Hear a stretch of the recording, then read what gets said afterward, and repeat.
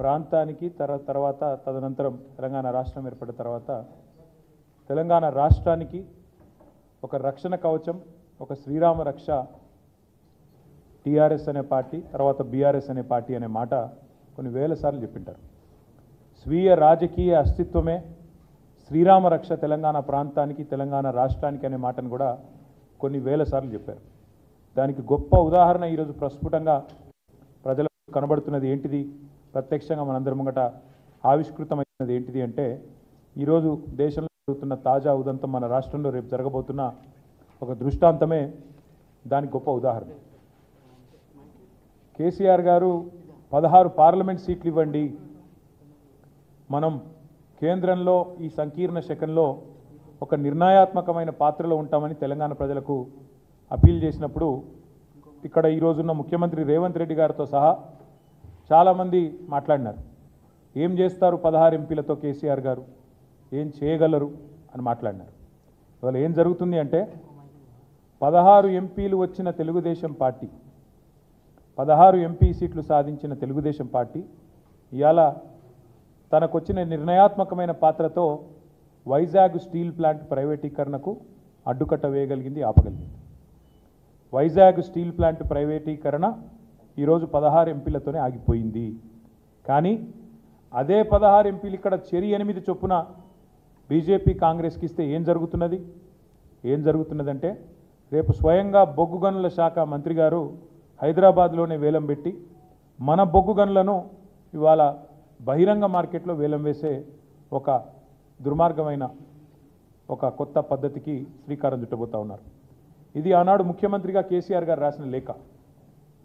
2021 December 8 KCR గారి లేఖ ఏమని, సింగరేణి అనేది ఒక ప్రభుత్వ రంగ సంస్థ, గతంలో బీహార్లో చెస్నా అనే ఒక ప్రాంతంలో మరి ఆనాడు ఒక ప్రమాదం బొగ్గుబాయిలో జరిగితే అక్కడ 100 మంది కార్మికులు చనిపోతే ఆనాటి అప్పటి ప్రభుత్వం, కేంద్ర ప్రభుత్వం ఒక నిర్ణయం తీసుకున్నది.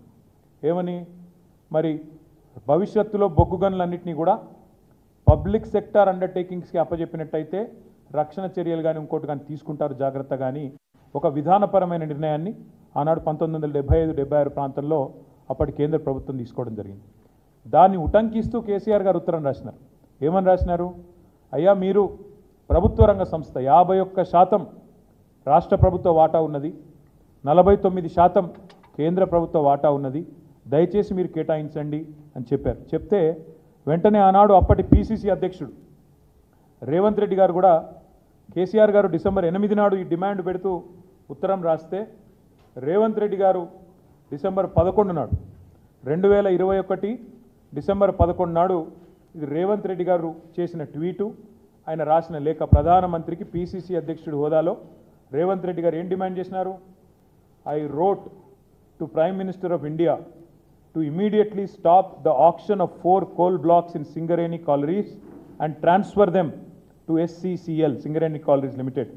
It is a matter of concern for thousands of skilled and unskilled workers. We Congress are with them in these tough times. ఇంకా లేఖ చాలా వివరంగా ఉన్నది.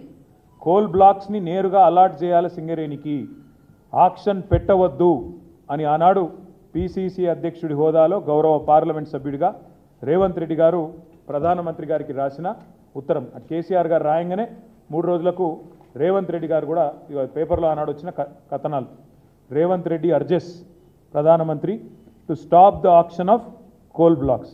ఆనాడు ప్రదేశ్ కాంగ్రెస్ కమిటీ అధ్యక్షుడిగా రేవంత్ రెడ్డి గారు.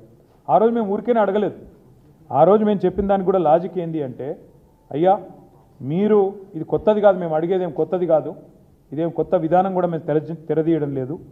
మీరు మీ ప్రభుత్వం వచ్చిన తర్వాతనే, మోడీ ప్రభుత్వం వచ్చిన తర్వాతనే ఒడిస్సా రాష్ట్రంలో కోల్ మినిస్ట్రీ ద్వారా నేరుగా 2 మైన్లను నైవేలి లిగ్నైట్ కార్పొరేషన్కు మీరే అలాట్ చేశారు. ఏ ఆక్షన్ లేదు, ఏ టెండర్ లేదు, డైరెక్ట్గా పబ్లిక్ సెక్టర్ అండర్టేకింగ్ కాబట్టి మీరే ఒరిస్సా